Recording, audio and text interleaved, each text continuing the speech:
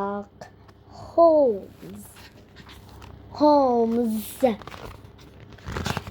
Okay. Sherlock Holmes is certainly not like other men. He is a thinking and observing machine.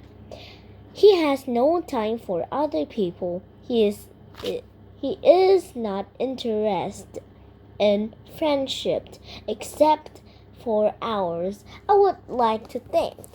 And I would certainly not waste his time on any type of romantic relationship. I know that he thinks of some woman as pretty. He has told me so himself, but I have never seen him give more than 2 minutes or his attention to any woman. Well, except for one, the one he calls the woman. Her name is Irene Adler. One night, toward the end of March 1888, I happened to be passing Baker Street on my way home from visiting a patient. I hadn't seen my friend Sherlock Holmes for some time. My medical practice took up most of my time, and I devoted the rest to my dear wife. Every now and then, the newspaper would tell me a little about what Holmes was doing. He still liked to study crime and use his extraordinary powers for solve the mysteries that baffled the police. In the case of the Chifolf murder, he had been sent to Odessa, a city in Ukraine. He had also cleared up the tragedy of the Atkinson brothers in Salem, and after that he had carefully carried out a mission in the royal family of Holland. Beside these stories, I knew nothing of my friend's day-to-day activities.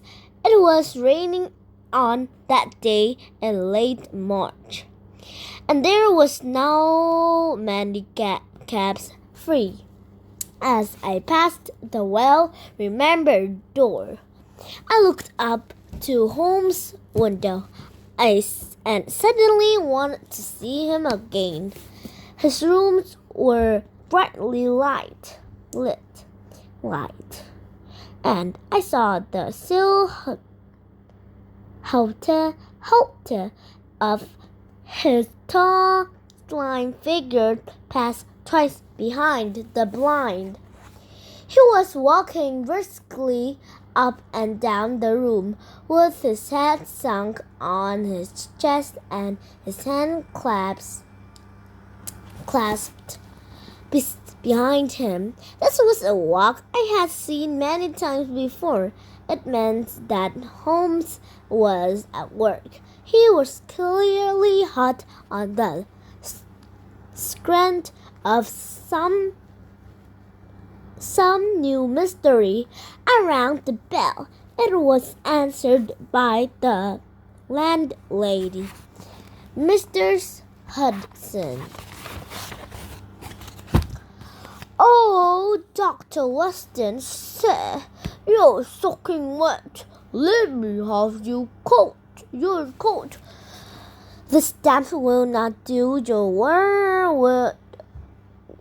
wood any good." I smiled at her and took off my wet things. Mr. Holmes is in one of his moods. He doesn't want me to send dinner up until he calls. She tittles. But I am sure he will be pleased to see you.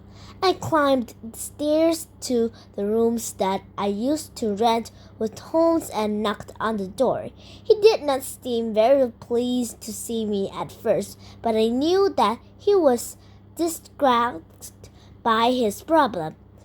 Deep down, I knew that he was glad I was here. There was a friendly look in his eyes as he waved me to an armchair and offered me a cigar. Then he stood by the fire and looked at me in his strange, thoughtful way. Yeah, goodbye.